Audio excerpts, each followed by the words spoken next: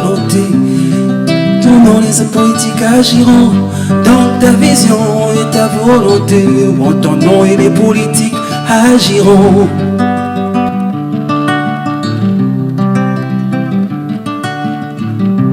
N'hésite surtout pas à te former. Ainsi tu prendras la mesure des enjeux. Ne reste pas loin, ça se passe ici. Parler c'est bien, mais agir c'est encore mieux. Si l'on veut changer les choses, on a besoin de toi. On a besoin de toi, viens par ici. On a besoin de toi, ne reste pas loin. On a besoin de toi, cher ami, sinon les choses se feront sans toi. On a besoin de toi, viens participer. On a besoin de toi, n'en reste pas loin. On a besoin de toi. Dans ta vision et ta volonté, en ton nom les politiques agiront. Dans ta vision et ta volonté, en ton nom les politiques agiront.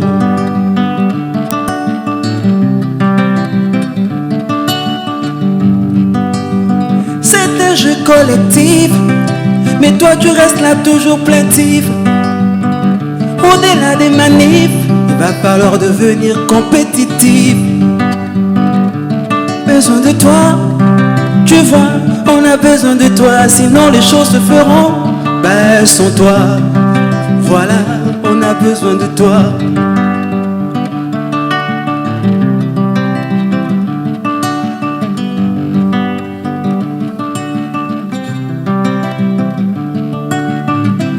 N'hésite surtout pas à te former pour prendre la mesure des enjeux. C'est un jeu collectif.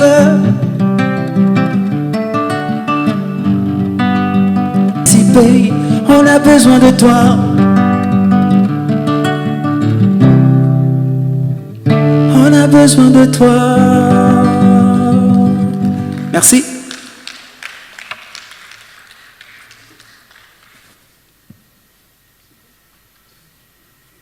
Voilà, merci. Merci à l'artiste Dalouve qui fait de l'acoustique. Et c'est bien évidemment sur la thématique du programme du 5e Forum international de la démocratie participative en Afrique. Je voudrais vous demander de l'applaudir très fort, s'il vous plaît. Mesdames et messieurs, distingués invités, nous allons pouvoir démarrer avec la conférence inaugurale qui portera sur le thème citoyenneté et démocratie participative comme levier du développement des villes et territoires. Je voudrais inviter le modérateur, nous allons le réinviter à présent, merci de l'applaudir très fort, Jean-Pierre Langbassi, secrétaire général du CGLU Afrique. Et ce sera donc deux intervenants, le temps qui nous s'installe. Merci de l'applaudir, s'il vous plaît. Il prend la parole. D'accord. Je vous cède la place.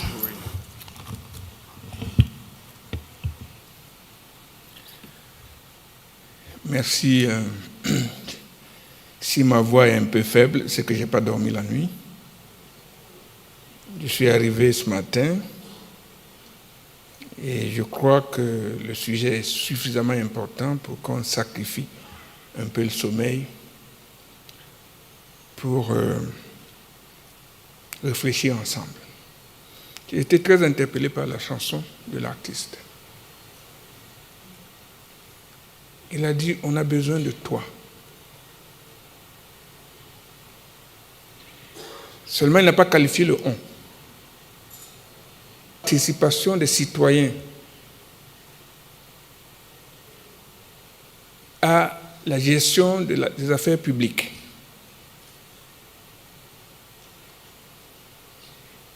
Qui a besoin qu'on les interpelle, pose en soi un problème. Parce que lorsque vous visitez nos villages, Il n'y a pas cette interpellation. Ils s'auto-interpellent et prennent en main les affaires de leur village. Par quel miracle des gens dans les villages qui s'auto-responsabilisent sont tout d'un coup devenus des gens qu'on interpelle.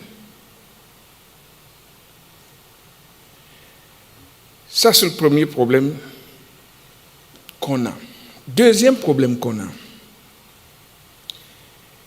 c'est que la perception de la démocratie a été une pratique ici de représentation. Je me rappelle que vous aviez un grand leader politique dans ce pays qui était de Porto Novo, M. Tevorja. Il avait perdu les élections présidentielles. Et à l'époque, le Bénin, quartier latin de l'Afrique, était bouillonnant. Et il y avait des émissions radio du Golfe. Et une dame a interpellé M. Soro. Les prochaines années, vous allez vous préparer pour les nouvelles élections. En rendez-vous électoraux, où les citoyens donnent un mandat et vont se reposer en attendant le prochain mandat, pose le problème que le secrétaire général de l'UDP a dit dans son mot d'ouverture. Tout le combat, c'est comment accéder au pouvoir, comment le conserver et éventuellement ne pas le passer.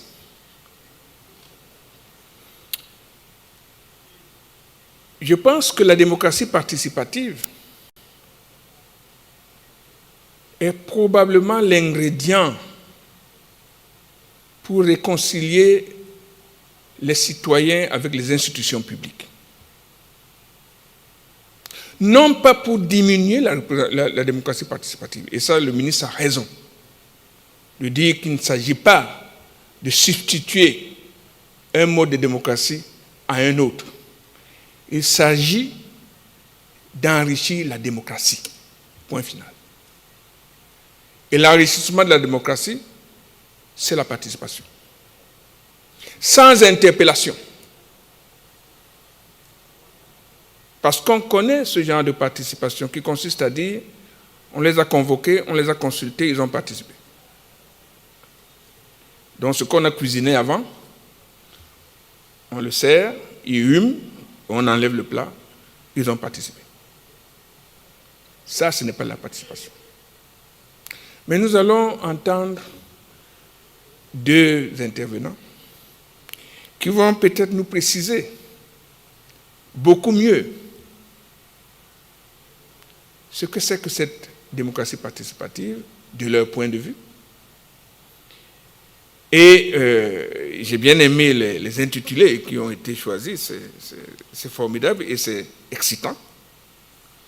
D'une part, M. Kinenvo va nous parler des enjeux de la démocratie, de la participation citoyenne et l'engagement citoyen dans les pays africains en transition. Il va nous préciser quels sont ces pays en transition-là. Et M. Awonaba va encore plus loin. Il dit, comme il est secrétaire permanent de la Commission nationale de dialogue des territoires au Sénégal, il va nous parler du dialogue et de la coopération des territoires comme levier du développement durable. Moi, je vais les écouter. À chacun, on donne 10 minutes, parce que je voudrais écouter la salle après vos interventions. Mais songez à cette question. Il n'y a pas de pouvoir légitime qui ne repose sur la confiance des citoyens. La participation consiste à bâtir cette confiance. Alors, venez nous dire comment, de votre point de vue, ceci peut se construire. Venez me rejoindre sur le podium. Merci. M. Arona, M. Kinengo.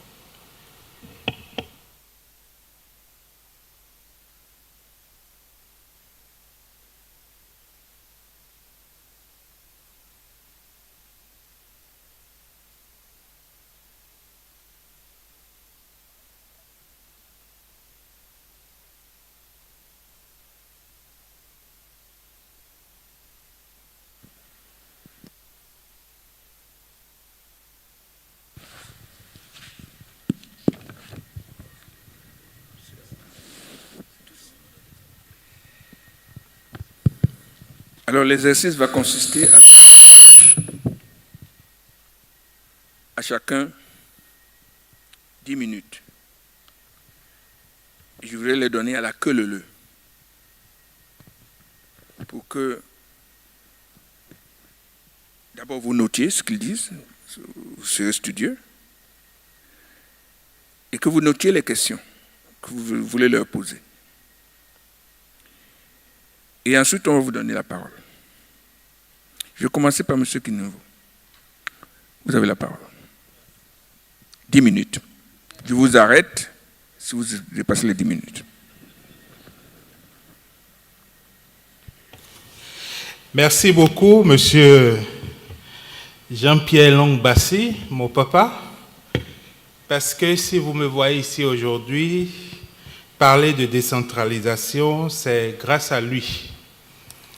Il me prenait avec Gervais Loco, je ne sais pas si Gervais est dans la salle, voilà, Gervais est là. C'est qu'est la décentralisation.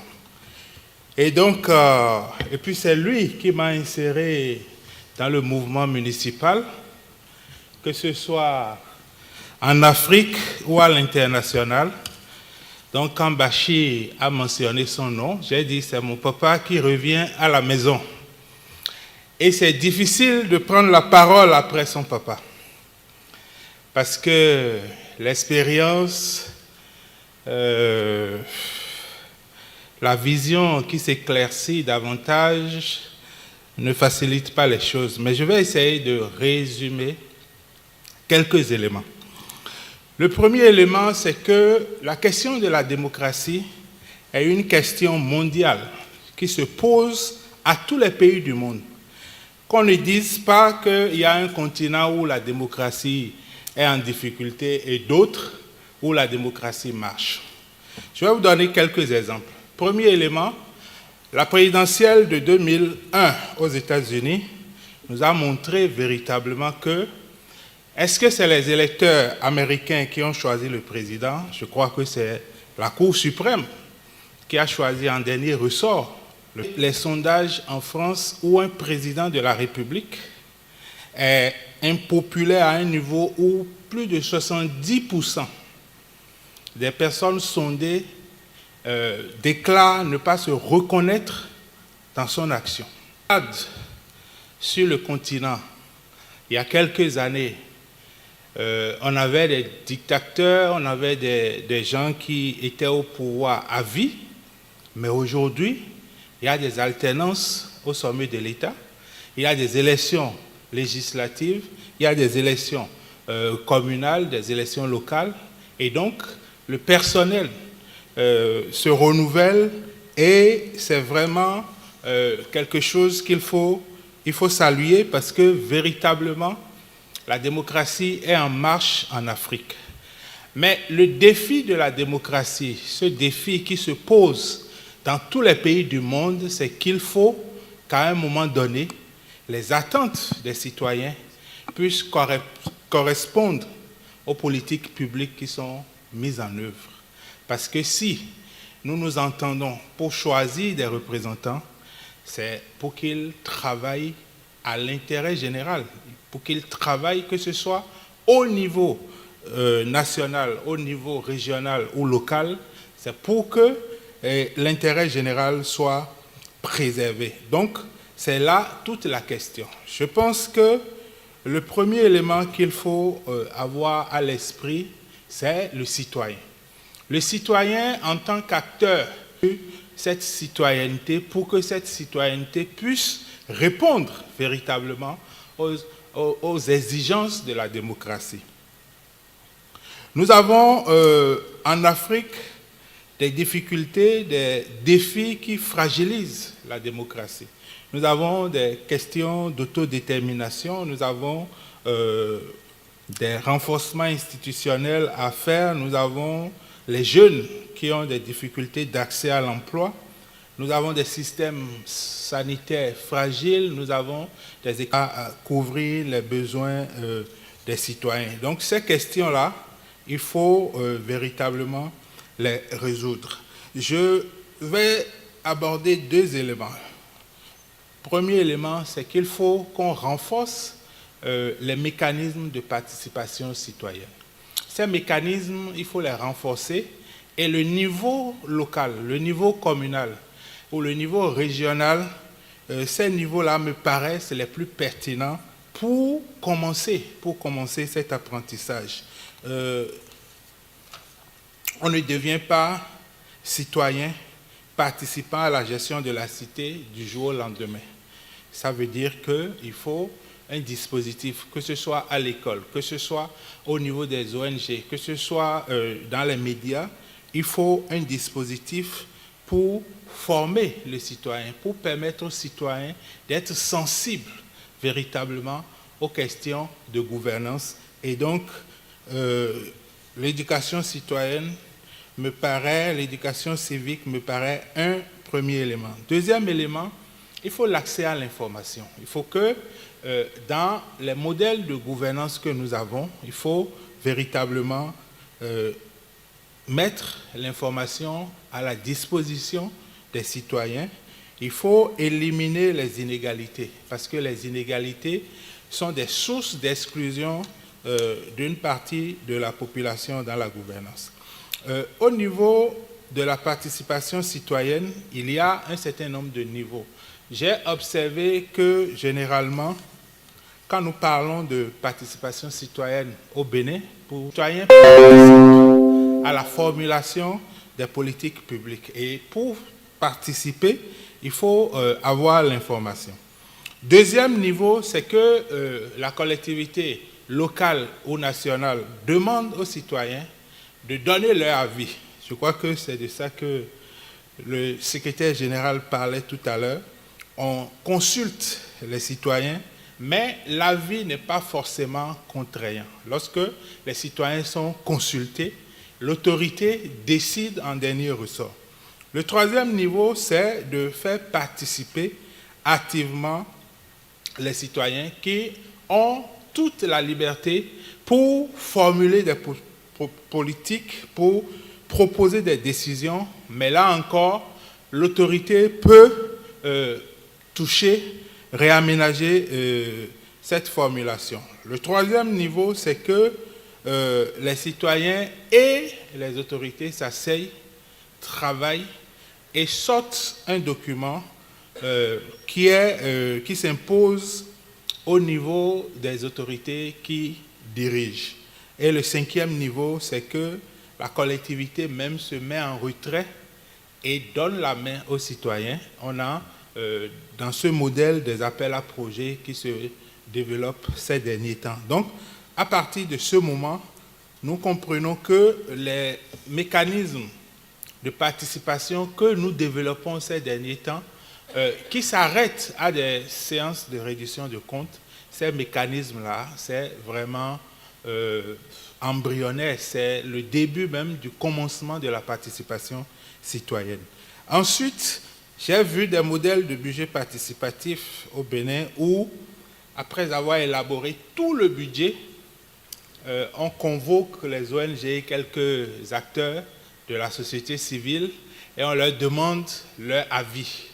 On présente le budget et on leur demande leur avis. Et quand vous regardez le rapport qui est dressé, on dit rapport de mise en place du budget participatif.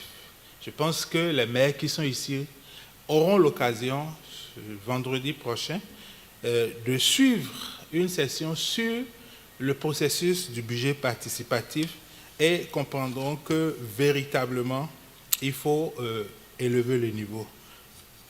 Nous avons des citoyens aujourd'hui, certains demandent à participer, D'autres ne comprennent pas l'enjeu. Et je pense véritablement que nous sommes dans une situation de transition parce que, comme l'a dit le secrétaire général, l'Afrique avait des modèles de démocratie et ces modèles ont connu des perturbations et il nous faut réadapter ces modèles-là à notre contexte d'aujourd'hui.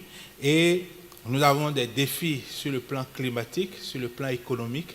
Et tous ces problèmes, je pense véritablement qu'on peut les résoudre si nous mettons en place non seulement des citoyens capables de discuter, de contribuer à la formulation des politiques, mais aussi nous mettons en place un certain nombre de règles de participation.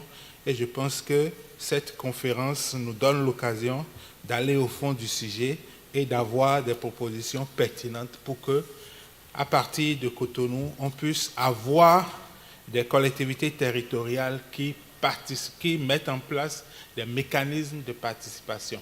Les questions de droits de l'homme, de genre, les questions d'égalité et d'inclusion peuvent trouver entièrement des réponses plus durables dans un système de participation et de démocratie participative. Je vous remercie pour votre attention. Je pense que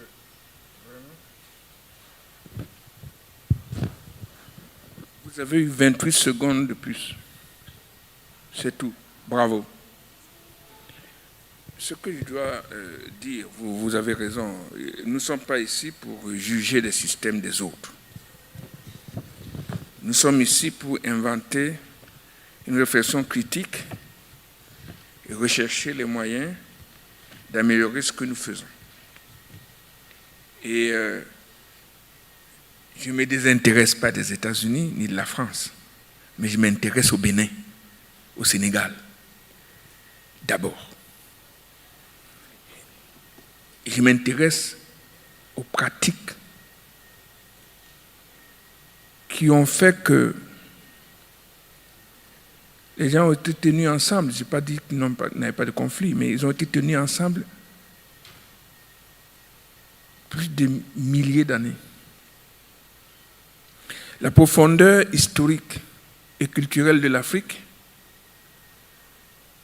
doit nous amener à interroger la manière dont nous avons ignoré ces pratiques, dont certaines sont inspirantes. Regardez ce que les cousinages à plaisanterie ont évité comme conflit et comment on les a évacués de nos pratiques dites modernes. Donc, regardez comment la justice se faisait chez nous. Quand deux personnes avaient un conflit, on leur disait allez voir le chef. Mais on ne veut pas voir le chef les mains vides. Donc les deux personnes en conflit doivent déjà s'entendre sur qu'est-ce qu'ils vont faire ensemble pour aller voir le chef. Premier pas vers la résolution de leur conflit. Et il y a des tas et des tas d'exemples comme ça. C'est une invite à ce que nos universités, nos jeunes, les femmes qui sont dépositaires de traditions, rappellent ces choses-là, y compris à l'État moderne. Et je pense que ce que vous avez dit, la démocratie en crise partout, oui, mais la crise de la démocratie m'intéresse particulièrement en Afrique. Parce que ses conséquences se reflètent sur les citoyens africains. Et moi, j'ai cette préoccupation que l'Afrique soit en paix.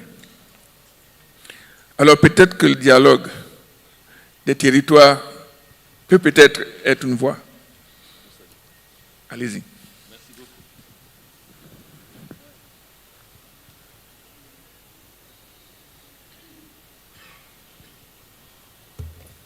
Je vous remercie, monsieur le modérateur, de tenir et respectable secrétaire général de CGIDR Afrique. Mesdames, Messieurs, les participants au 5e FIDEPA,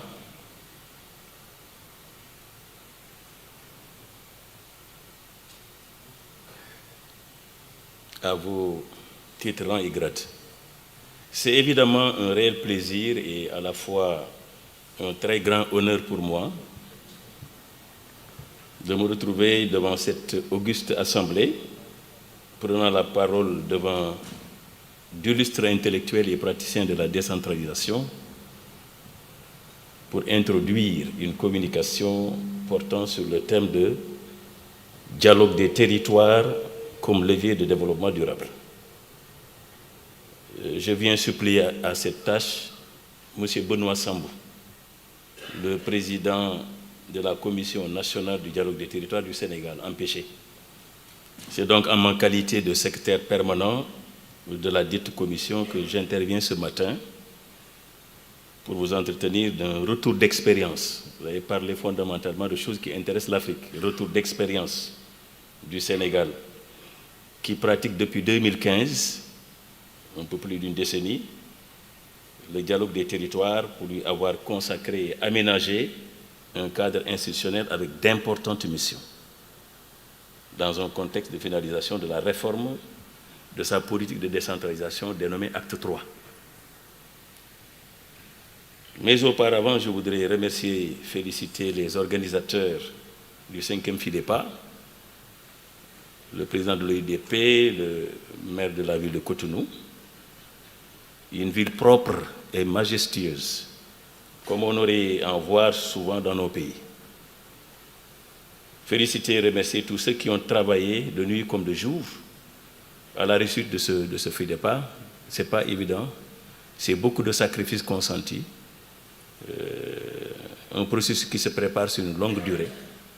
Donc vraiment, bravo Bachir pour tout ce que vous faites et réalisez au quotidien pour l'approfondissement de la décentralisation et du développement local en Afrique. Il y a des noms dans le continent, à chaque fois qu'ils sont évoqués, ils renvoient à une œuvre gigantesque de militantisme, de don de soi, de constance dans l'effort et la persévérance. Avec souvent pour certains plus de 50 années de bons et loyaux services, dans la prise en charge, la considération et l'approfondissement des politiques de décentralisation et de gouvernance des collectivités locales. Des frères africains comme ça, il convient de les célébrer. Et l'idéal, c'est qu'il faut les célébrer de leur vivant. Le Forum international de la démocratie participative en Afrique, cette année, accueille la célébration pour une première édition du PEL, du prix d'excellence du leadership local IEMOA, en primant des maires et des présidents de conseils de collectivités locales, des journalistes communicants, des chercheurs universitaires doctorants, de jeunes créateurs de culture urbaine.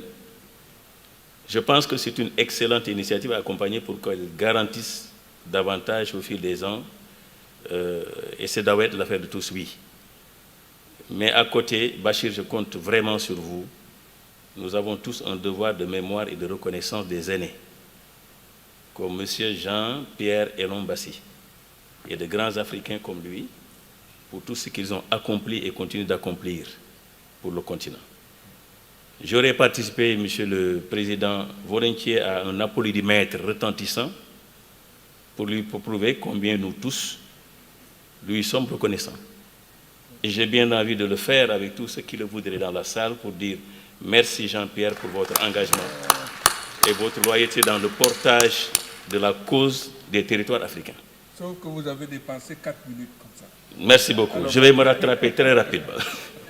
À présent, je vais évoquer dans un premier temps le concept de dialogue des territoires, de la théorie vers la praxis, et pour mieux illustrer le concept de dialogue des territoires, nous présentons l'expérience sénégalaise de création et de mise en place réussie d'un cadre institutionnel dédié au dialogue des territoires, donc ses missions, son organisation, son fonctionnement et ses réalisations. Ensuite, nous tenterons de faire ressortir ce que recouvre le dialogue des territoires en termes d'objectifs et de finalités, en insistant sur les éléments de contenu et de pratiques méthodologiques rapportés à des contextes précis de conduite de dialogue territorial au Sénégal, dans des situations qui vont de la définition des mécanismes de coopération territoriale ou encore la correction des incohérences territoriales avec des enjeux de délimitation de frontières des communes, en passant par la gestion d'une approche territoriale de prévention, de médiation et de résolution de conflits fonciers.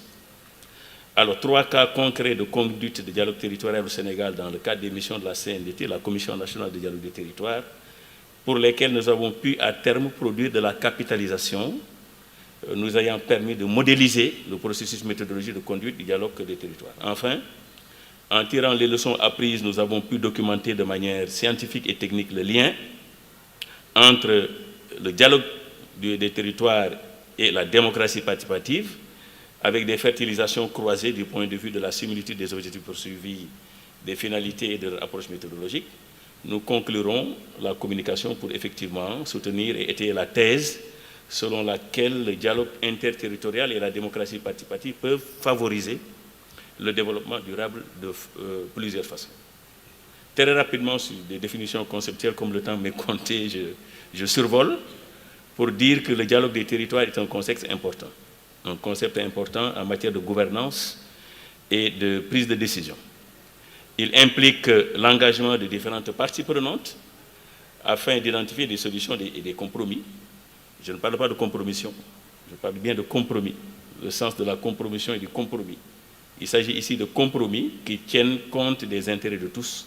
Ce type de dialogue permet de créer un climat de confiance, de favoriser la collaboration et de renforcer la légitimité des décisions. Il contribue également à une meilleure compréhension des enjeux locaux et à une appropriation plus grande des prises de décision.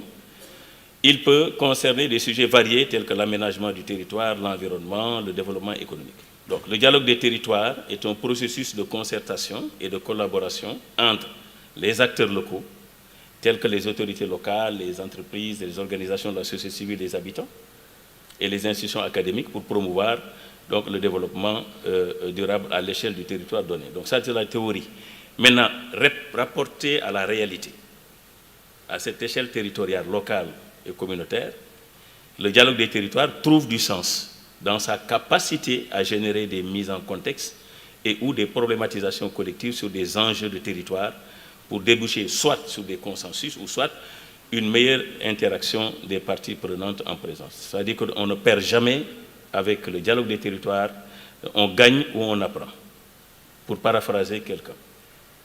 C'est ce que nous allons tenter d'illustrer dans le cas du Sénégal, en commençant par présenter rapidement la Commission nationale du dialogue des territoires.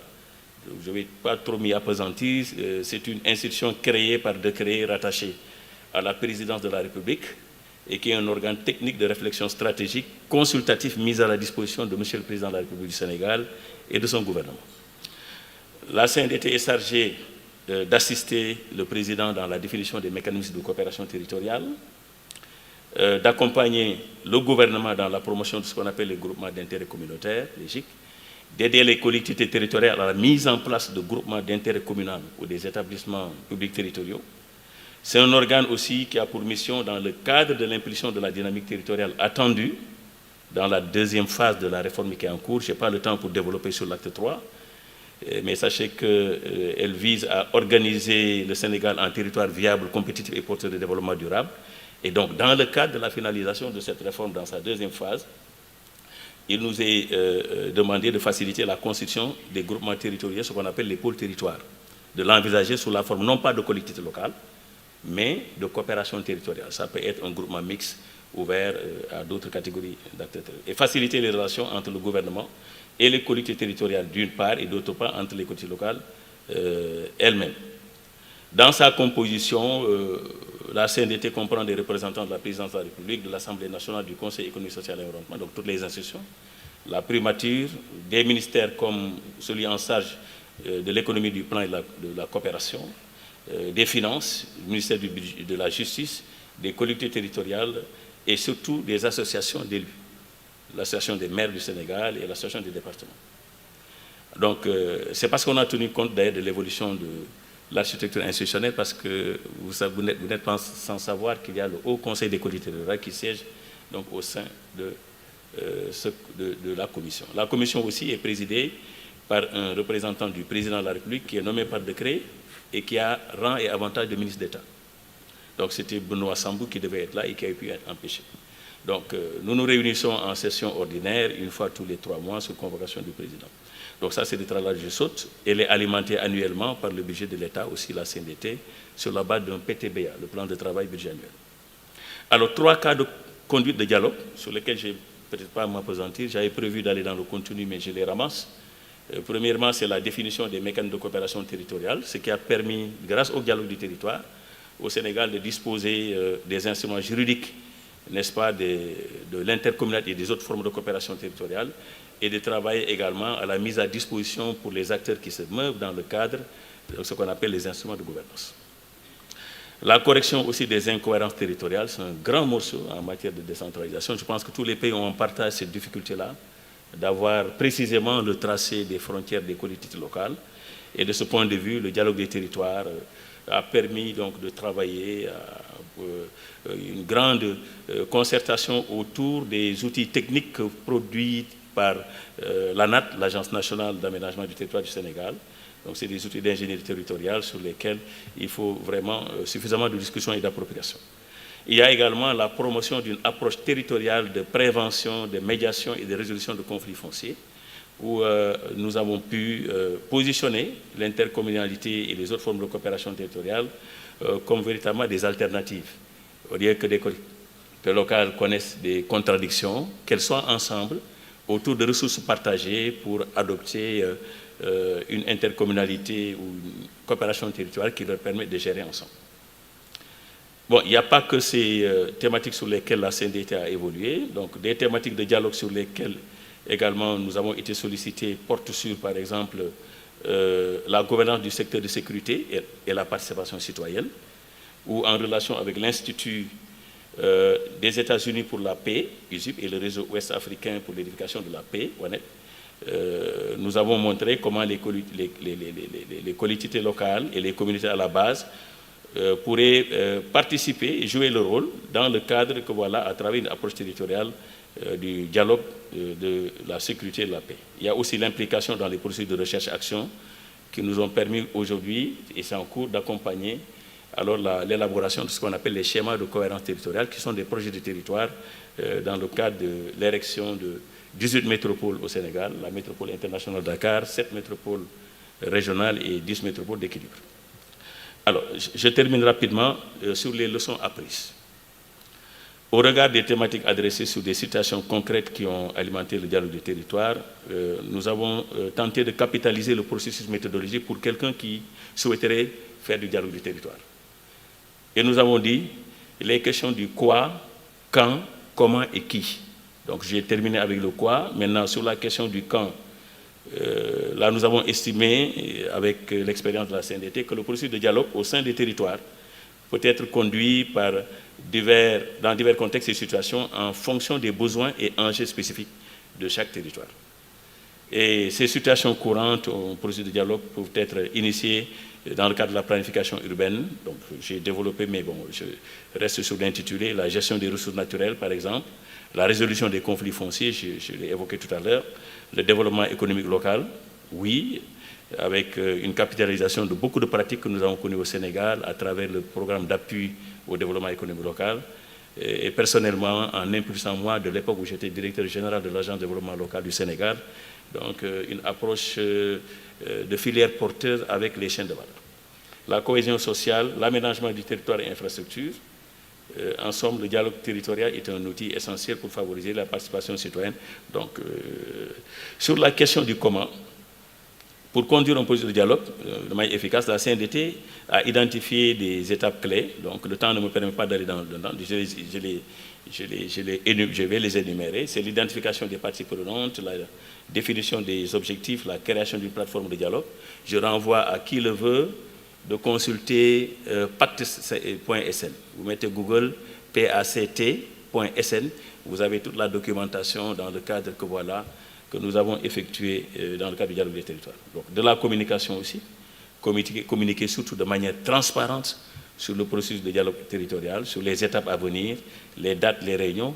Sinon, la question de l'appropriation va se poser. Animation et médiation, collecte des avis et des contributions, et surtout l'élaboration de solutions sur la base de discussions menées et des propositions et des solutions concrètes qui tiennent compte des différents points de vue, la restitution et le suivi. Alors sur la question du qui, c'est les autorités globalement locales, donc la catégorie d'acteurs qu'il faut impliquer, les autorités locales, les organisations de la société civile, les universités et les centres de recherche. Nous travaillons beaucoup avec ces derniers, le secteur privé. Et ce qu'il faut saluer au Sénégal, c'est qu'ils ont commencé, une université comme Alioune Diop de Bambey s'est approprié par exemple l'intercommunalité et le développement durable d'une part, et un autre cours par exemple sur l'élaboration des projets de territoire.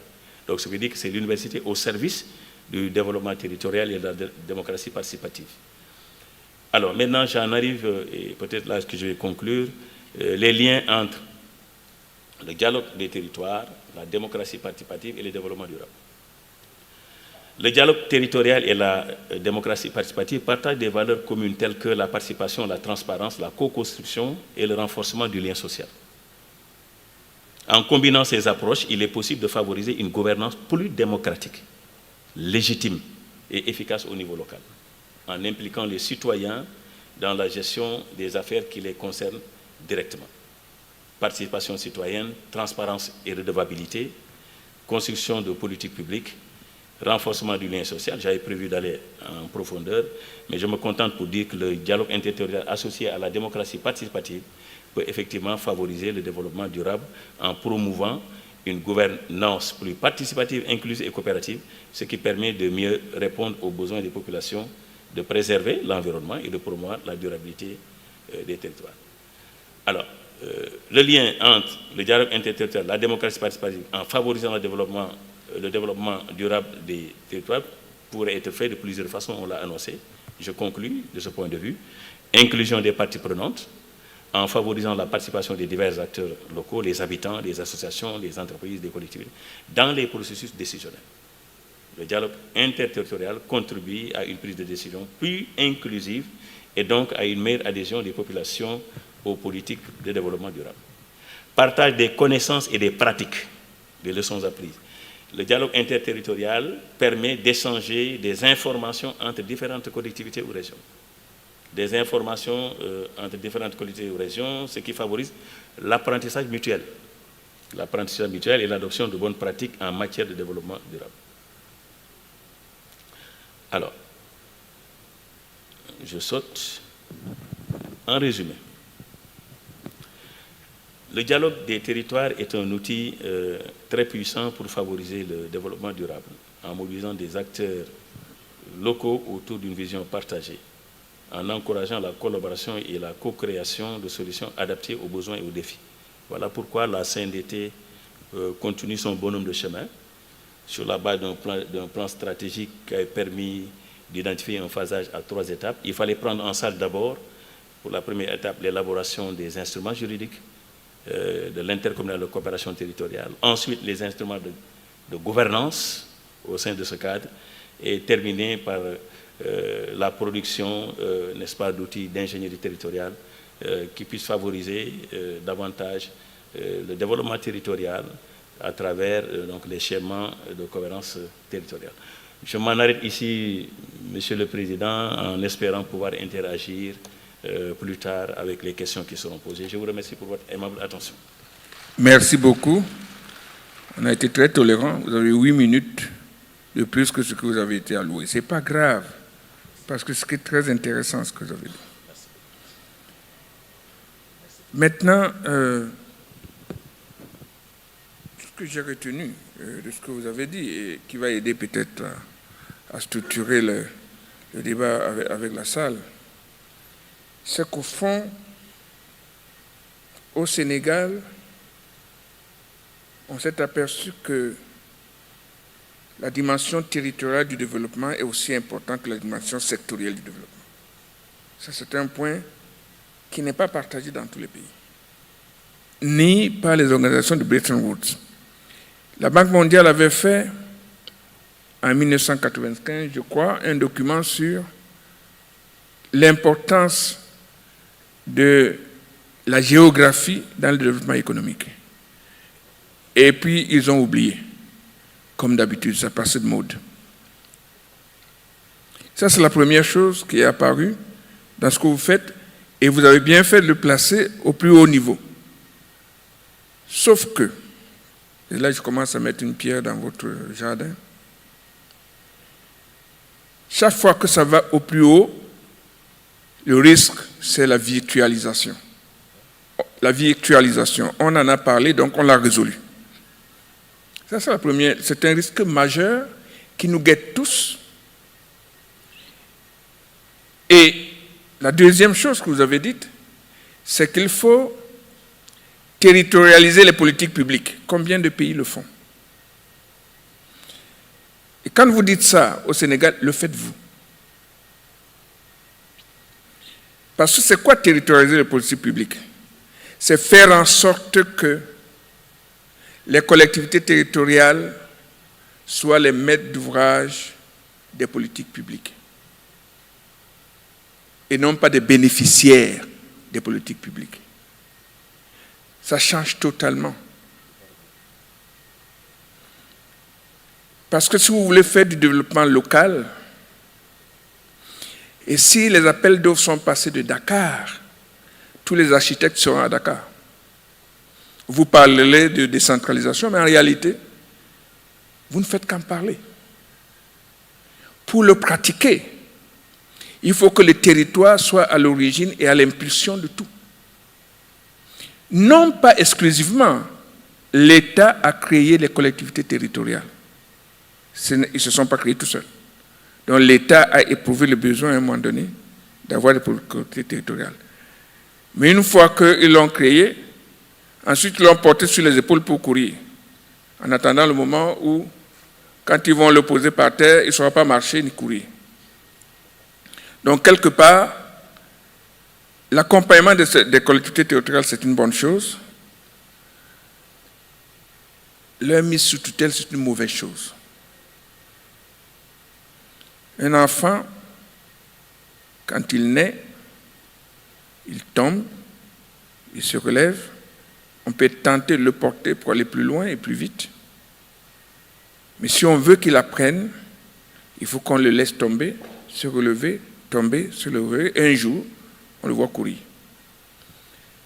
Alors si c'est ça, la philosophie du dialogue des territoires, oui. Si c'est pour dire on va courir plus vite, non. Maintenant, vous avez la parole.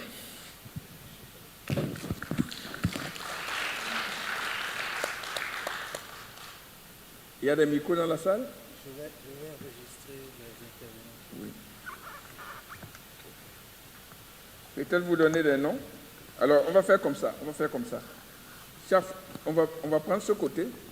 Ouais. Priorité d'abord aux femmes. Laissez-moi tranquille. Allô? Donnez d'abord une femme. S'il y a des femmes de ce côté, prenez la parole. Bon, après moi, c'est les femmes. Voilà. Ah oui, après vous. Merci. Moi, c'est Nyang Ibrahima. Je viens de la Mauritanie. Oui. Et je suis président de l'ONG. Donnez juste votre nom. On vous appelle après. On fait une liste. Voilà, merci beaucoup. J'ai deux petites questions. Non. Donnez vite votre nom, on va vous... Ibrahima de Mauritanie. Allez-y. Ibrahima de Mauritanie. Voilà. Est-ce qu'il y a... Bon, les femmes là, après, ne me dites pas oui, madame, oui, derrière. Non, là-bas. D'abord derrière M. Ibrahima. Il y a 3 femmes, oui. Oui. Derrière, Fatima. D'accord. À côté. Madame Adiza. Adiza. À côté. Estelle Cabran. Estelle Cabran. Ce côté, c'est fini. Ah. Oui, monsieur, oui. Là-bas. Danko. Sanko. D'accord. On stoppe d'abord. Ce côté s'est exprimé, on va les écouter. Ah, il y en a 2 encore ici. Il y a 3 noms. Boni. Boy, ici. Djamé. Sindiapé. Et là-bas, Fofana. On arrête d'abord. On va les écouter. Fofana. Donc, Monsieur Ibrahim. Voilà, merci beaucoup, Monsieur le modérateur. C'est juste deux petites questions pour ne pas être très long. C'est Nyang Ibrahima, je viens de la Mauritanie, je suis le point focal de OIDP Afrique à Mauritanie. J'ai écouté les deux présentateurs, ce qu'ils ont parlé, c'est tellement intéressant et c'est aussi une question que tout le monde se pose par rapport à la démocratie, par rapport à la participation citoyenne. Les deux questions, la première question s'adresse à M. Aruna, qui a fait un exposé sur, d'abord, au niveau de son secrétariat, par rapport aux enjeux et tout. Je voulais juste savoir quelles sont les limites de votre commission face aux différentes doléances du monde rural. Je donne un exemple par rapport au foncier. C'est une question qui interpelle pas mal de gens quand ils parlent de foncier. On sait très bien que la commission a de très grandes missions. Et parmi ces missions, quelles sont aujourd'hui vos limites par rapport surtout au foncier? Deuxième question à M. Franck, c'est comment vous évaluez la volonté politique de nos dirigeants d'aboutir à une décentralisation effective et plus particulièrement au mécanisme de participation citoyenne à la vie publique en vue de constituer un véritable, selon le thème, un véritable levier vraiment des villes, pour construire les villes. Voilà ces deux questions que j'avais. Merci beaucoup. Merci, c'est Madame Fatouma.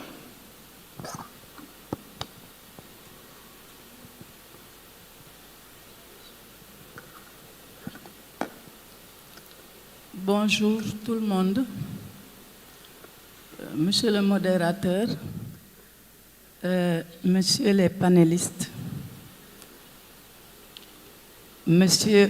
mesdames les maires ici présents, l'ensemble des acteurs de l'OIDP, des organisateurs de la FIDEPA, de la 5e FIDEPA au Bénin, honorables invités, participants et participantes, à vos titres, grades et qualités.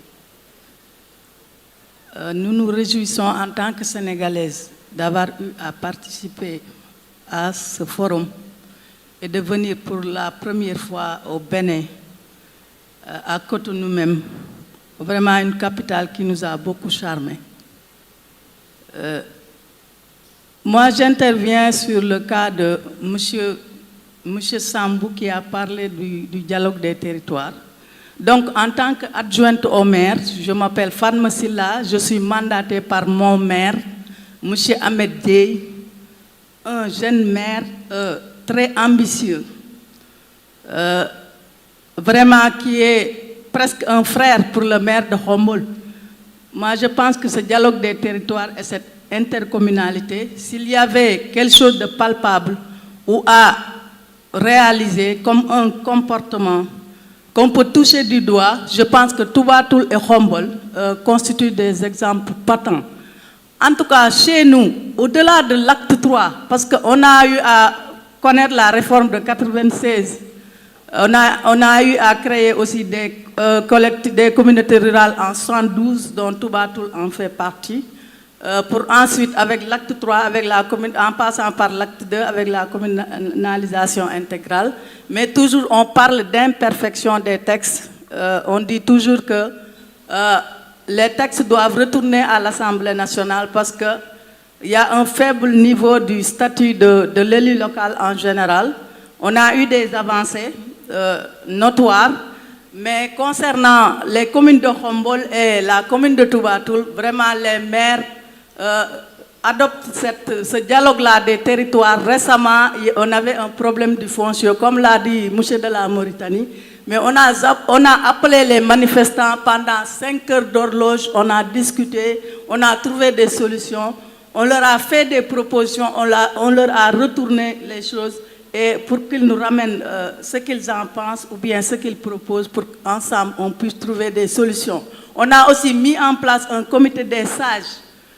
En tout cas, le maire implique tout le monde dans la gestion des ressources, dans la gestion des affaires de la commune. Et en tant que jeune aussi, il a ouvert sa porte à tout le monde.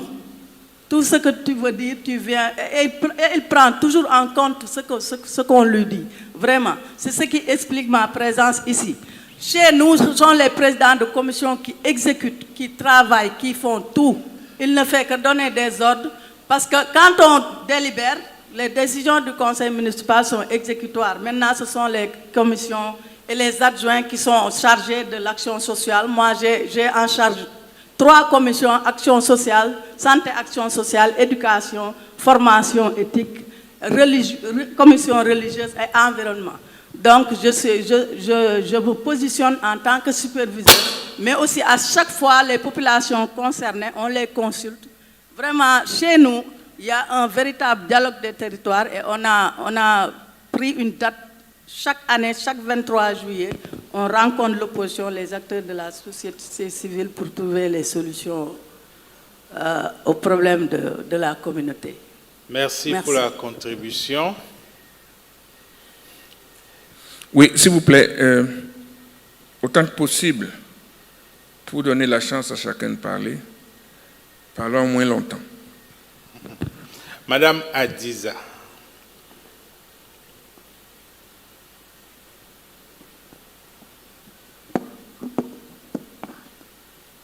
Merci beaucoup, monsieur le modérateur et les panélistes. Je suis Madame Lamienne Wando Adiza, présidente d'une association qui s'appelle Negabono, qui veut dire notre bien commun au Burkina Faso et qui appuie les collectivités territoriales, entre autres. Voilà, parce que la décentralisation et la gestion des collectivités territoriales font partie de nos piliers. Par rapport à la première communication, le panéliste a parlé du défi d'impliquer les jeunes. Il y a le défi d'impliquer les femmes. Dans tous nos pays, presque, c'est les mêmes indicateurs. Les femmes constituent plus de la moitié de la population. C'est-à-dire que dans la jeunesse, les filles sont majoritaires. Donc, je pense qu'on devrait prendre ça en compte. Il y a aussi un mot que j'attendais, que je n'ai pas vu, la question des langues nationales.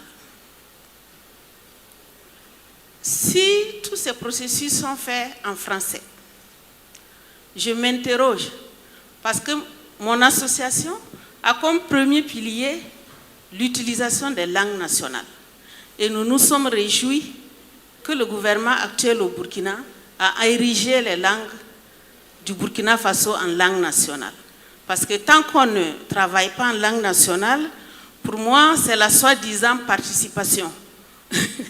Ensuite, la question de la représentation. Comment on choisit les élus locaux? Parce que quand on écoute, tout semble rose.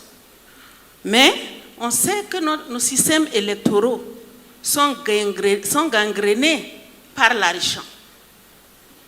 Ce qui déteint sur la qualité des élus locaux et des chefs des exécutifs locaux.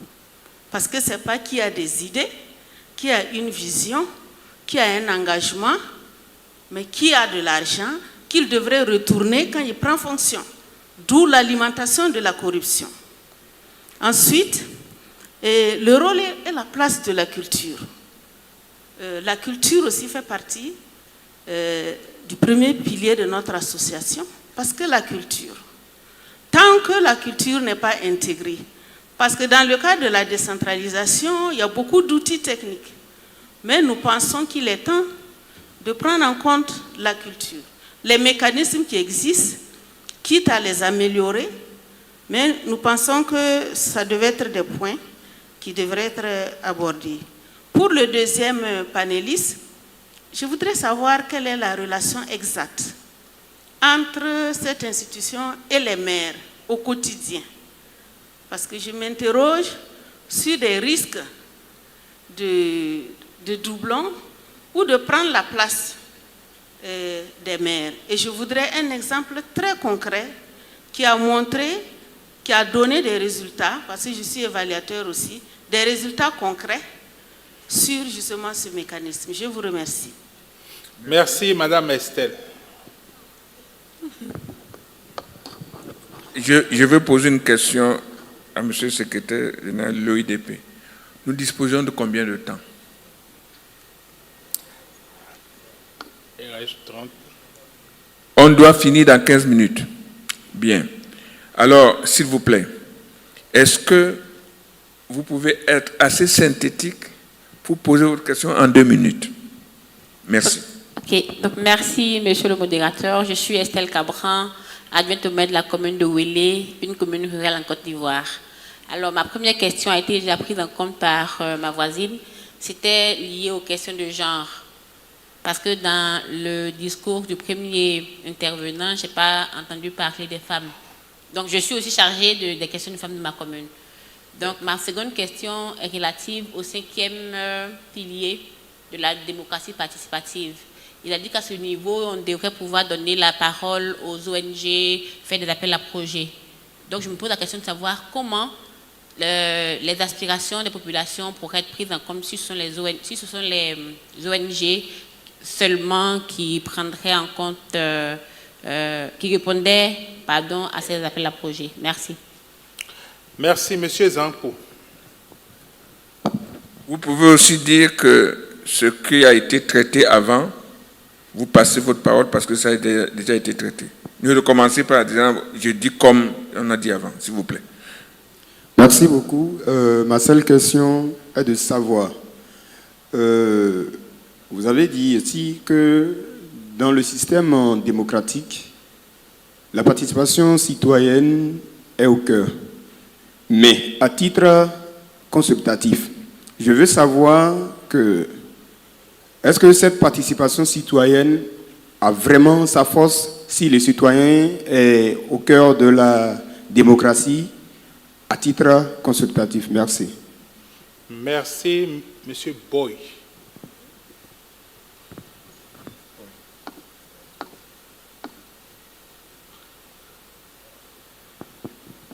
Merci, bonjour tout le monde. Magaye Boy, maire de la commune de Khombol, Sénégal. Je m'en vais en moins de 2 minutes peut-être. 2 interpellations, l'une envers le premier panéliste concernant la participation citoyenne. Nous considérons que les enjeux fondamentaux de la décentralisation, c'est la démocratie locale et le développement local. Et justement, pour ce 2e pilier, la marche vers le développement local ne peut être engagée que si les 2 pieds qui doivent le pousser, que constitue le processus bipède, l'engagement et la participation citoyenne et la responsabilité des élus. Tant que ces 2 ne vont pas de pair, la marche vers le développement local sera un processus très difficile. Ce qui déclenche ou enclenche, ou du moins, cette participation citoyenne, ce n'est pas, oui, c'est le fait de participer à la formulation. Oui, c'est le fait de participer à la réédition des comptes.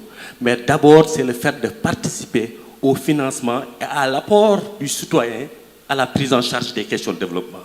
Il est un peu de la psychologie humaine qu'à chaque fois que l'homme participe à quelque chose, il va se battre pour le conserver. Et le premier niveau de participation, c'est la participation financière qui permet à la collectivité d'être viable, de faire face à ses besoins. Et cette problématique, il faut la poser.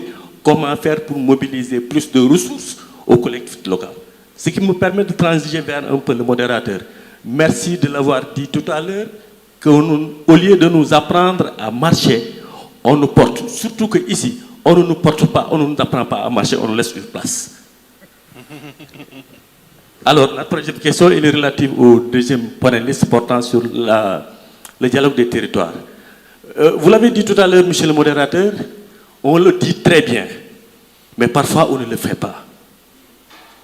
La question fondamentale du dialogue, de la commission des dialogues des territoires devait reposer sur la correction des incohérences territoriales. On en a parlé, au plan technique le travail n'est pas fait, on ne peut parler de dialogue que s'il y a solution. Et jusque-là, pour la correction des incohérences territoriales, ou du moins au Sénégal, pour ce qui concerne la différence entre les communes, anciennes communes et les communes qui l'ont été récemment, cette question n'est pas réglée jusqu'à présent. Voilà pourquoi, quand on dialogue sans apporter des solutions, ça ne peut être que dialogue, alors que le dialogue doit aboutir vers un peu des solutions durables. Je vous remercie. Merci. Monsieur Sindiapé. Oui, Signaté. Bon, j'ai deux questions. La première, vous dites transition. Et c'est un passage. Et la décentralisation, c'est une œuvre de construction à longue haleine. Comment vous pouvez les concilier, ces deux concepts? Deuxième question, M. Ba, le dialogue des territoires. On peut connaître les acteurs qui interviennent dans le dialogue des territoires. Merci. Merci. Monsieur Fofana. Bonjour à tous, j'ai essayé de faire très rapide. Donc moi je m'appelle Bokar Fofana. Donc je suis fondateur d'un cabinet de conseil qui s'appelle Human Resources Advising, donc qui est basé au Sénégal, mais moi je suis basé en France. Et nous nous préoccupons beaucoup de l'investissement de la diaspora en Afrique, raison pour laquelle j'ai créé ce cabinet de conseil qui s'emploie à accompagner les décideurs publics dans la réflexion, d'une part, la déclinaison aussi de politiques municipales et surtout dans le suivi. Et donc on travaille beaucoup dans la démocratie participative. Et donc ma contribution, je voudrais l'axer sur l'importance de la démocratie participative, parce que nous nous sommes rendus compte avec les institutions internationales que la bonne gouvernance, quelquefois, fait défaut en Afrique. Et dans la bonne gouvernance, on a quoi? On a la participation citoyenne, qui est un aspect fondamental. On a la reddition des comptes, on a la transparence budgétaire, qui sont des thématiques qui sont revenues très fortes dans ce forum international. Et donc, par exemple, moi je vous donne un exemple. Dans ma commune, qui est dans la région lyonnaise, qui s'appelle Miribel, à chaque fois qu'il y a un projet municipal qui doit être déployé au niveau local, le maire, le comité municipal nous envoie des invitations. Donc on vient, il y a un aspect participatif, on sollicite notre avis dans le déploiement de la politique municipale. Donc c'est extrêmement important aujourd'hui en Afrique qu'on puisse mettre la participation citoyenne au cœur de la réflexion. D'ailleurs, raison pour laquelle moi je suis ici, parce qu'on travaille avec la commune de Khombole au Sénégal, dans le cadre de notre cabinet de conseil, en les accompagnant dans le déploiement de certaines politiques municipales et surtout dans la déclinaison de la stratégie de communication et de community management de la mairie. Parce que la communication renforce et crée de la proximité entre la commune et ses citoyens, parce qu'on doit rendre compte. La problématique en Afrique, c'est quoi? On ne rend pas compte quelquefois, on n'est pas dans la proximité, alors que la démocratie à la base, lorsqu'elle a été créée en Grèce, c'est parce qu'on s'est rendu compte, toute l'Assemblée qui est présente ici ne peut pas diriger, ne peut pas être sur le podium là-bas. Et donc on a désigné M. Elong Bassi, peut-être M. Konaté, quelques autres, qui doivent représenter les populations, mais ces personnes-là ont la responsabilité de rendre compte derrière. Et c'est ça notre problématique en Afrique, et c'est là où la démocratie participative, lorsqu'elle est mise au plus haut sommet, ça peut nous valoir un développement beaucoup plus conséquent, beaucoup plus fort. Aujourd'hui, même en Europe, par exemple, en France, on parle... Enfin, le budget participatif, c'est quelque chose qu'on évoque très souvent. Mais on a constaté que le budget participatif a des limites. Et là, on se déploie de plus en plus vers ce qu'on appelle le hackathon citoyen. Donc c'est un moyen de participation, d'innovation, qui va inviter les citoyens à la gouvernance locale. Et donc voilà, c'était ce point de vue-là que je voulais aborder et féliciter les organisateurs pour cette thématique de la participation. Parce qu'en fin de compte, la démocratie n'existe que parce que les usagers, on va dire, le veulent d'une certaine façon. Merci beaucoup. Merci. Monsieur le modérateur, la liste est épuisée. Je crains malheureusement que je doive frustrer des personnes. Alors, comme il y a beaucoup de mains, je vais en prendre une ici, point. Je vais en prendre un là, point. Et je vais en prendre une là-bas, point. Alors, ici. Merci beaucoup. C'est une forme de démocratie aussi. Non, mais on a une limite de temps, donc on fait des compromis. Je suis Arlette Bello-Saïzonou, adjointe au maire, chef du 1er arrondissement de Cotonou.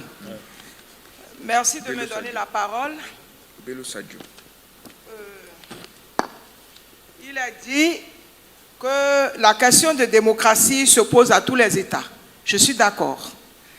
La démocratie est en marche en Afrique. Je m'en pose la question.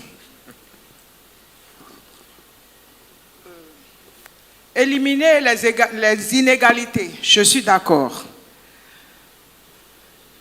Certes que nous ne sommes pas ici pour apprécier et juger les autres systèmes, je suis d'accord. Mais quel modèle de démocratie faut-il pour l'Afrique? C'est une question. Est-ce la tenue régulière des élections, des échéances électorales? Est-ce une alternance au pouvoir? Est-ce un régime politique? Est-ce un régime politique approprié qu'il faut? Et qui peut apprécier cette notion de démocratie? Est-ce une appréciation intérieure ou une appréciation extérieure? Alors, n'eût été la volonté politique de notre président Patrice Talon, je crois que nous n'aurions pas 20% de femmes à l'Assemblée aujourd'hui. Nous qui sommes les porteurs des hommes au pouvoir, dès qu'ils ont le pouvoir, ils nous oublient. Heureusement qu'il a eu cette clairvoyance de mettre cette notion. Mais quand on va au fond de la démocratie qui dit que tous les citoyens sont égaux, introduire cette notion là-dedans n'est-il pas une autre forme de démocratie? Alors, je me demande, à mon avis, il nous faut une vraie déconstruction mentale pour avoir la notion de démocratie appropriée à notre pays compte tenu de nos aspirations. Parce que la démocratie d'à côté du pays d'à côté n'est pas perçue de la même manière que dans mon pays. Nous avons vu des démocraties ici où on monte sur la chaise et on dit votez-vous pour celui-ci? On dit oui, l'autre. Mais c'est de là qu'on étale toute votre vie. Et quand on entre en politique, on n'a plus de vie privée. Oui, on le voit sous le lit des femmes. Oui, on voit ceci, on voit cela. Donc, c'est une forme de démocratie aussi, mais qui n'est pas celle que nous appliquons aujourd'hui. Donc, pour me résumer, quelle forme de démocratie allons-nous adopter en Afrique? J'ai dit. Merci. C'est une seule main par rangée. Et ici, c'est un homme. Bante. Bante. Et là-bas, c'est une femme. Point. Merci bien. On m'appelle Innocent Akobi. Je suis maire honoraire. La question de dialogue territorial. En tant qu'élu, maire, ils sont pleins ici. Comment gérer votre pouvoir sans connaître les limites de votre territoire? Votre territoire. Le problème se pose au Bénin. On ne peut même pas calculer la densité de population de son territoire parce qu'on ne connaît pas les limites géographiques de son administration. Avec qui vous allez dialoguer? La question de dialogue. J'ai été maire pendant 12 ans. Nous avons cherché à rencontrer les chefs de l'État pour créer une journée des communes. Parce que nous voulons dialoguer avec le président. En vérité, un maire ne peut pas être opposant à un président de la République. En tant qu'individu, il peut appartenir à un groupe politique et s'opposer à lui. Mais quand il gère une portion de son pouvoir, il lui est redevable. Donc, il est soumis au chef de l'État. Il doit appliquer les orientations des politiques nationales. De ce point de vue, on voulait que les maires échangent avec le président de la République pour s'entendre sur comment gérer le territoire. Et de cela, tous les cadres au niveau central qui se considèrent comme appartenir à un autre territoire, hors des territoires communaux, nous créent des problèmes. J'aurais voulu qu'un jour on demande à tous ces cadres de descendre au niveau de leur territoire communal pour aller échanger avec les maires, pour qu'ils se sentent que là-haut, là-bas, là, ce n'est pas un autre État. Ils doivent accompagner les maires. Tout porte à croire que les maires sont des syndicats qui ont revendiqué la décentralisation, tout comme les pays africains ont revendiqué la décolonisation. Ce n'est pas comme ça. Ce n'est pas les maires, ce n'est pas une couche à la base qui a revendiqué la décentralisation. Donc l'unité dans la pensée pour gérer le territoire, ça devait être vraiment une préoccupation pour tout le monde et accompagner réellement les maires. La question des citoyens, pendant que j'étais encore en exercice, je me disais que j'ai plus d'habitants dans ma commune que de citoyens. Parce que dans la Grèce antique, comme ça a démarré, ce n'est pas tout le monde qui est citoyen. Il faut habiter la cité et avoir un droit et devoir. Mais aujourd'hui, on a généralisé. Et quand on dit recensement de la population, on dit des habitations. Et non des habitants et non des citoyens. Donc, nous devons corriger ça. Comment transformer l'habitant en citoyen d'abord et pouvoir dialoguer pour qu'ils comprennent qu'ils ont des enjeux, ils ont des droits et des devoirs. Tout le problème est à ce niveau-là. La question de niveau de participation, à 5 niveaux, à 5 échelles, aviez-vous mesuré la dimension temporelle? Si on commence jusqu'à leur niveau, le haut niveau là, combien de temps ça peut prendre pour que vraiment nous puissions dire que nous sommes en train de faire de la participation vraiment citoyenne? La reddition de comptes, celle que ça se fait aujourd'hui, c'est un peu du folklore. Du folklore. Et si je reviens à la question de la démocratie africaine, avec la pluralité des cultures chez nous, comment allons-nous faire la synchronisation pour qu'il y ait une harmonie? Le bariba, le nago, le fond, tout ça là, comment nous allons trouver ces valeurs universelles partagées pour que nous nous entendions pour faire vraiment notre démocratie à la béninoise? Je vous remercie. Dernière question. Alors, il n'y a pas de femmes, donc je vais arbitrairement... Non, là, c'est fini. Monsieur... Ah, il y a une femme. Où est la femme? Ben voilà, alors donnez la femme.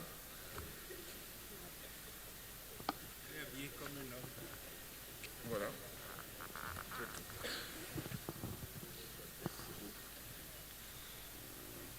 Mesdames, Messieurs, honorables invités, Auguste Assemblée, bonsoir. Je réponds au nom de Loane Pativo, élève en classe de 5e et mère enfant de la ville de Cotonou.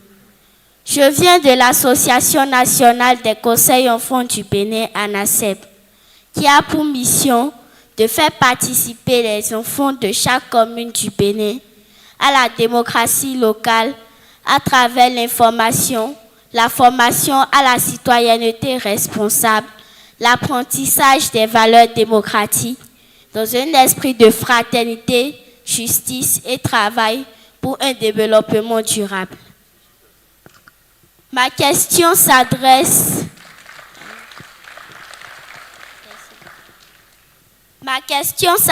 à l'expert en décentralisation, Monsieur Franck Kinevo.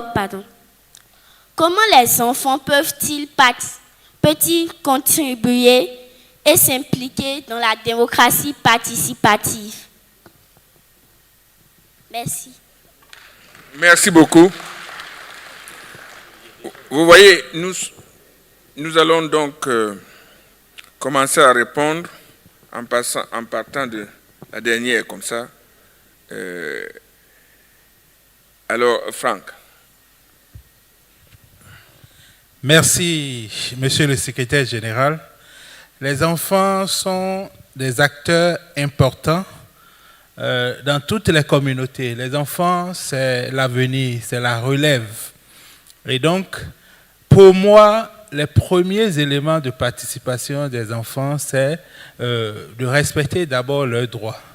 De respecter leurs droits, de leur donner tout l'environnement qu'il faut pour que ces enfants-là puissent s'exprimer.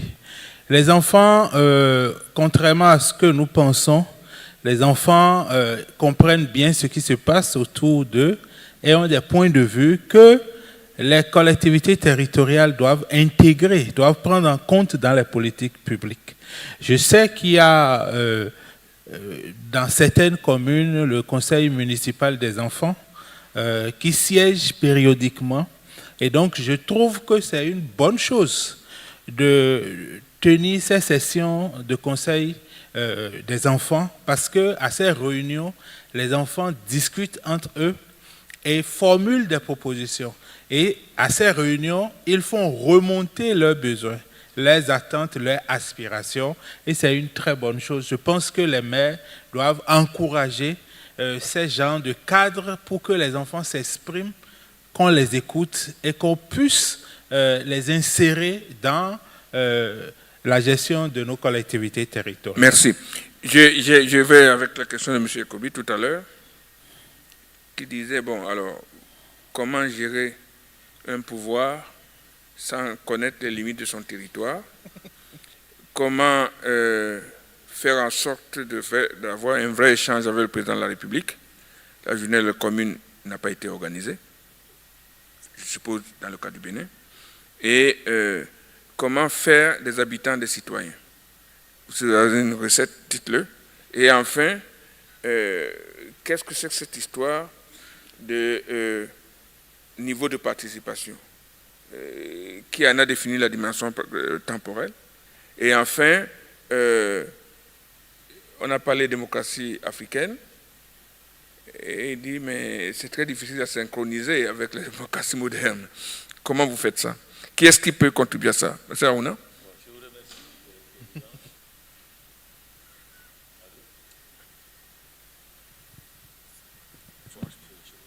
Micro. Alors, je suis d'accord que c'est très difficile de gérer sa commune si on ne connaît pas ses limites. Je demande pardon au secrétaire de l'OIDP.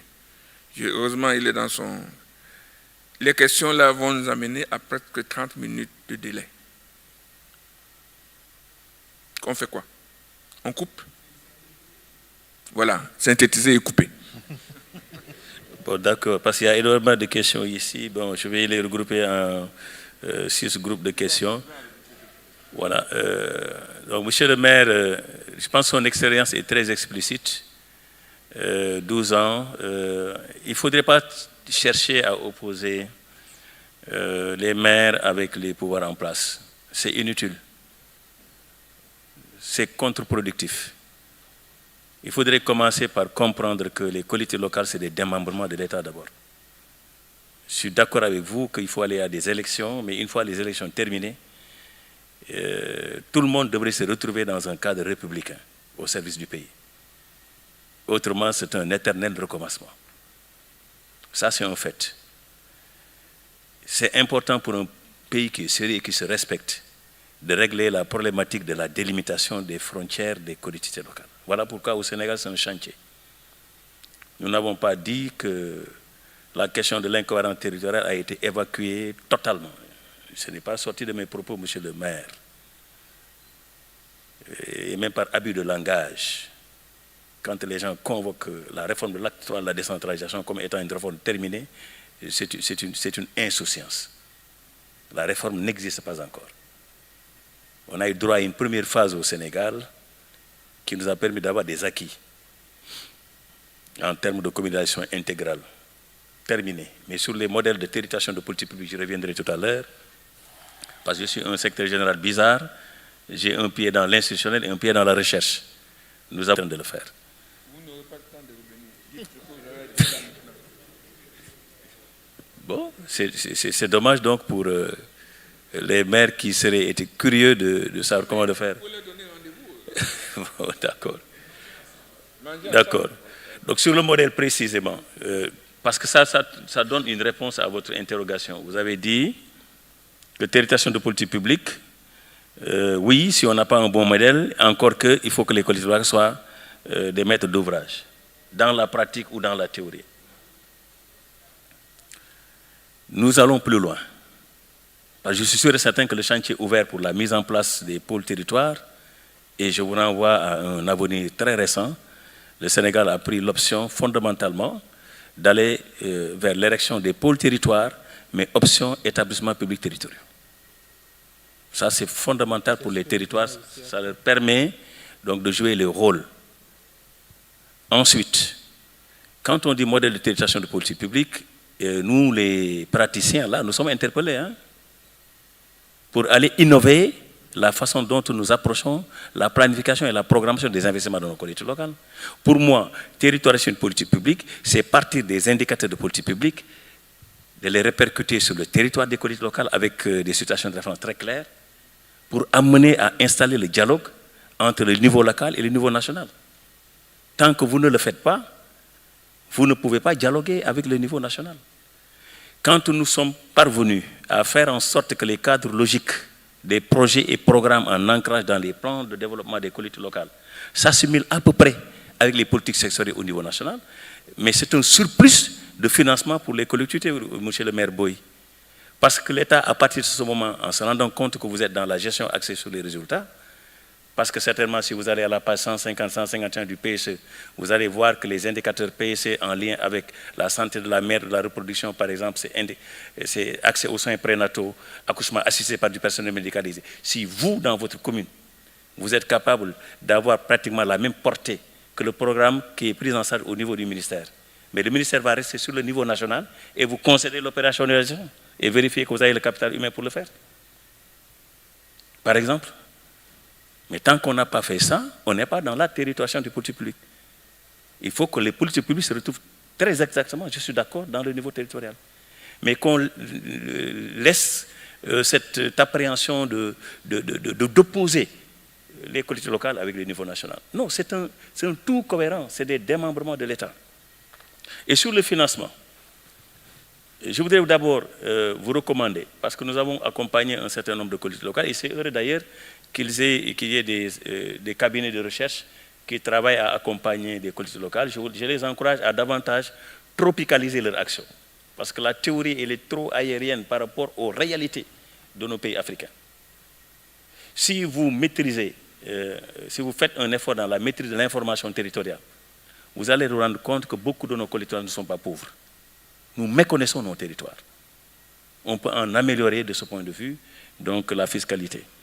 Alors, donc, je réponds à M. Ibrahima, de toute façon, on aura à discuter tout à l'heure, les limites de la commission en termes de gestion foncière ou bien de gestion de conflits fonciers. La commission, c'est un groupe consultatif que le président de la République a mis à ses côtés. Consultatif, je dis bien, qui ne se superpose pas aux missions régaliennes de l'État.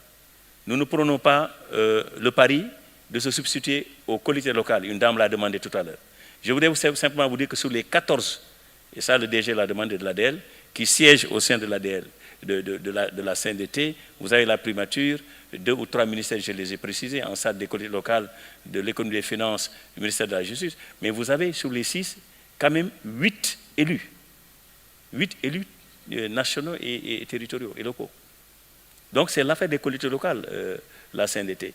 Nous faisons l'objet de saisine, nous sommes une caisse de résonance des problèmes des collectivités locales, et quand elles viennent vers nous, nous sommes plutôt sur la résolution, médiation, et surtout sur la prévention. Mais il y a des crises foncières, de gestion foncière qui aboutissent au tribunal. Hein.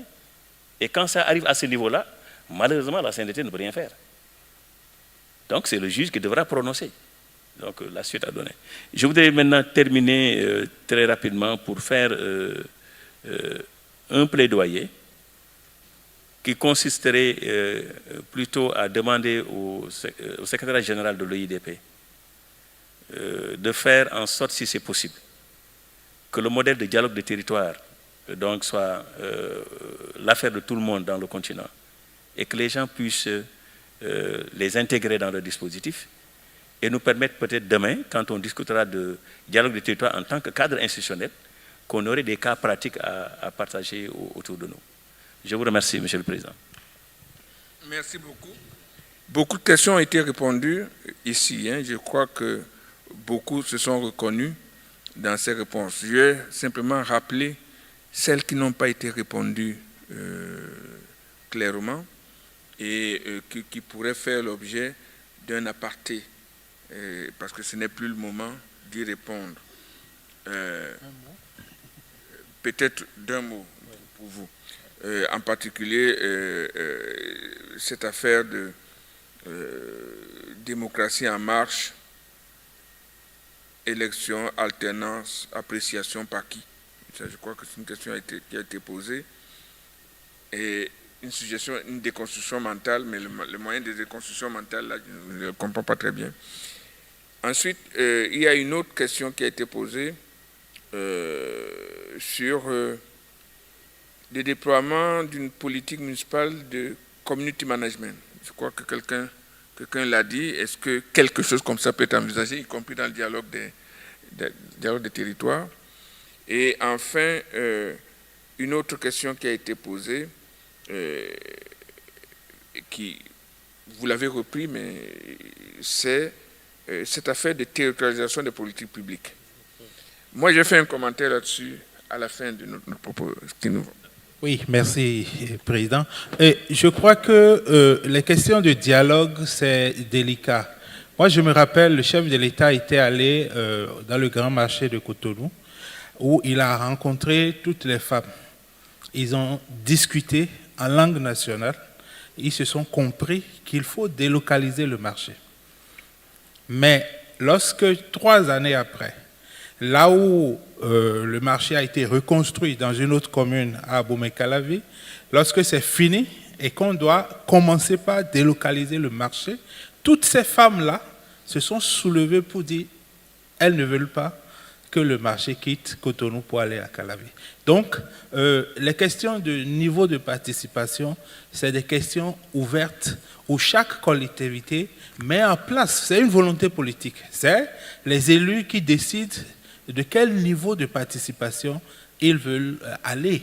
Et donc, je pense que c'est une question qu'il faut gérer. Mais le niveau communautaire me paraît pertinent pour structurer ces genres de participation citoyenne.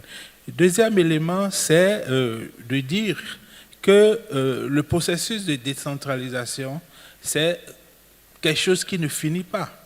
On peut améliorer en faisant des rencontres comme nous le faisons actuellement pour s'enrichir mutuellement des expériences des uns et des autres. Mais il est évident que les questions de financement, le pouvoir central est toujours réticent à transférer les ressources aux collectivités territoriales.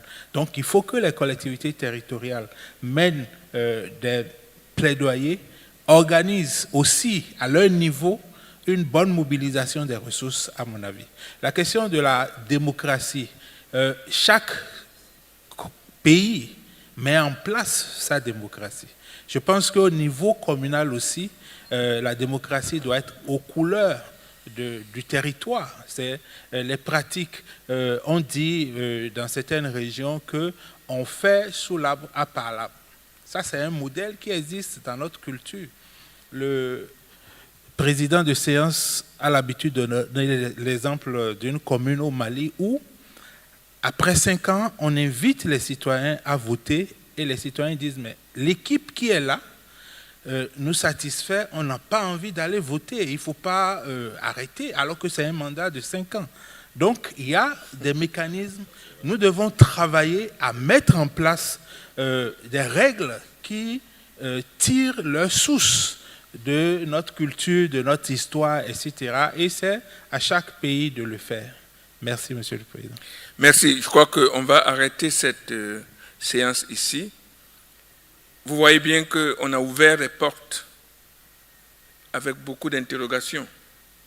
Ça veut dire que les centres de recherche, les maires qui sont en train de gérer, les responsables des politiques publiques, les responsables politiques au niveau des États, tous sont en situation d'apprentissage. Tous. La décentralisation met tout le monde en situation d'apprentissage.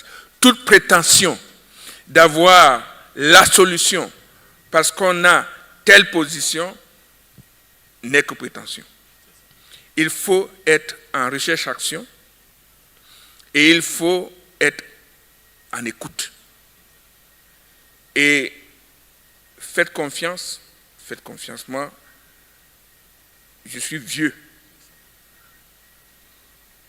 Un jeune de moins de 18 ans sur cette terre sur 2 vit sur ce continent.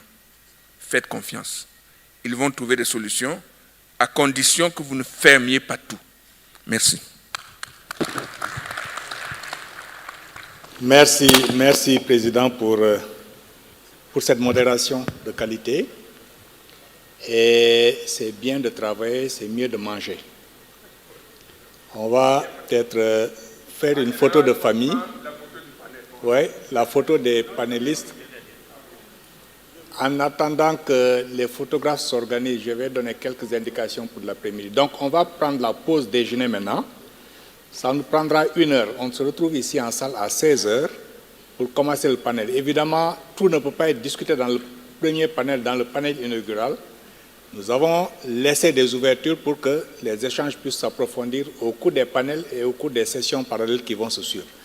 N'hésitez pas non plus d'interpeller les intervenants au cours du déjeuner pour échanger avec eux, pour approfondir les points qui n'ont pas été soulevés. Merci à vous. Donc, déjeuner est en salle à 16 heures. Le déjeuner, c'est salle polyvalente. En haut. Et on se retrouve dans la salle rouge à 16 heures. Parfait. Oui, c'est ça. Merci, bon appétit et à 16 heures.